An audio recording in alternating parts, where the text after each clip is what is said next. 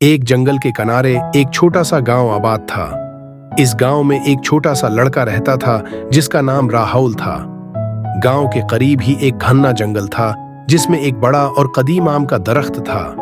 राहुल को इस जंगल में खेलने का बेहद शौक था और खास तौर पर वो आम के दरख्त के साथ बहुत लगाव रखता था। ये दरख्त उसका पसंदीदा खेल का साथी था।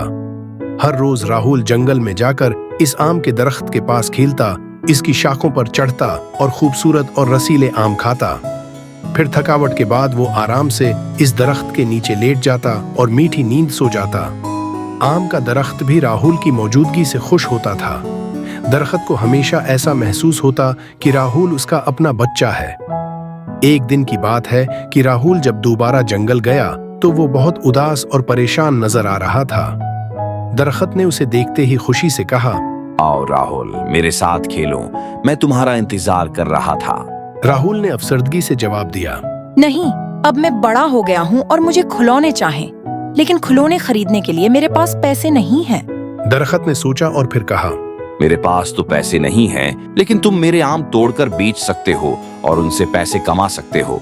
ये सुनकर राहुल खुश हो गया और फौरन दरख्त पर चढ़कर उसने आम जमा किए, बाजार में बेच दिए और खुशी खुशी वहां से चला गया। लेकिन जब वो गया तो कई महीने गुजर गए और राहुल वापस न आया। बेचारा आम का दरख्त, जिसने अपनी सारी दौलत राहुल को दे दी थी, अब अकेला और उदास हो गया। कई साल बाद राहुल एक नौजवान बन चुका था। वो एक दिन दोबारा इस जंगल में आया और दरख्त के पास पहुंचा। दरख्त ने जैसे ही उसे देखा तो खुशी से पुकारा, आओ राहुल, मेरे साथ खेलो, मैंने तुम्हें बहुत याद किया। राहुल ने गहरी सांस ली और कहा, अब मैं खेलने के काबिल नहीं हूँ। मैं अब बड़ा हो चुका हूँ और मेरी अपनी जिंदगी की जिम्मेदारियां हैं। मुझे अब एक घर चाहिए, क्या तुम मेरी मदद कर सकते हो? दरख्त ने कहा, मेरे पास घर तो नहीं है, लेकिन तुम मेरी शाखें काट कर अपना घर बना सकते हो। राहुल ने दरख्त की सारी शाखें काट लीं और उन्हें लेकर चला गया। दरख्त, जिसकी तमाम शाखें कट चुकी थीं, अब टंड था, लेकिन फिर भी दरख्त खुश था कि उसने राहुल की मदद की थी। लेकिन राहुल दोबारा वापस नहीं आया। दरख्त, जिसने अपनी सारी खुशी राहुल के लिए कुर्बान कर दी थी, अब बहुत उदास और तन्हा हो गया। कई साल और गुजर गए। एक दिन गर्मियां हो रही थीं, धूप सख्त थी और राहुल अब एक बूढ़ा आदमी बन चुका था।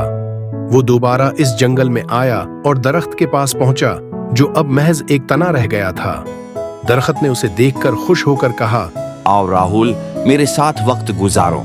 राहुल ने कहा, अब मैं बूढ़ा हो चुका हूँ, मुझे अपनी जिंदगी आराम से गुजारने के लिए एक कश्ती चाहिए। क्या तुम मुझे कोई कश्ती दे सकते हो? दरख्त ने कहा, मेरे पास तो शाखें और पत्ते नहीं बच्चे, लेकिन तुम मेरा तना काट कर कश्ती बना सकते हो। राहुल ने दरख्त का तना भी काट लिया और उसे कश्ती में बदलकर खुशी खुशी वहां से चला गया। कई साल गुजर गए और दरख्त, जो अब जमीन में दबे हुए जड़ों के सिवा कुछ न था, अकेला और खामोश खड़ा रहा। आखिरकार एक दिन राहुल वापस आया। अब वो बहुत बूढ़ा और कमजोर हो चुका था। दरख्त, जो सिर्फ जड़ों तक महदूद हो चुका था, उसे देखकर आहिस्ता से बोला, राहुल, अब मेरे पास तुम्हें देने के लिए कुछ नहीं बचा। राहुल ने मुस्कुराकर कहा, मुझे अब कुछ नहीं चाहिए। मेरे दानत भी नहीं रहे कि मैं आम खा सकूं, और न ही मैं इतनी ताकत रखता हूं कि दरख्त पर चढ़ सकूं। दरख्त ने कहा, ये तो सच है, मेरे पास अब चढ़ने के लिए कोई शाखें नहीं हैं, लेकिन मेरी जड़ें अभी बाकी हैं, तुम उनके पास बैठकर आराम कर सकते हो। राहुल दरख्त की जड़ों के पास बैठ गया और थकावट से अपनी आंखें बंद कर ले। दरख्त, जिसने अपनी जिंदगी भर राहुल को दिया था, अब खुश था कि वो आखिरकार राहुल को है सुकून दे रहा है। दोस्तों, ये कहानी हमें सिखाती है कि कैसे एक दरख्त अपनी जिंदगी भर हमें देता रहता है, बगैर कुछ मांगे। दरख्त हमें साया, फल, लकड़ियां और बहुत ही कुछ दे रहा है, लेकिन हम इंसान उसकी कदर नहीं करते। हम दरख्तों को काटते हैं, उन्हें नुकसान पहुंचाते हैं और अपने फायदे के लिए उनका इस्तेमाल करते हैं। अगर आप नए दरख्त नहीं लगा सकते तो कम से कम इन दरख्तों को काटे मत। दरख्त हमारी जिंदगी का एक अहम हिस्सा है, उन्हें बचाएं और उनकी कदर करें।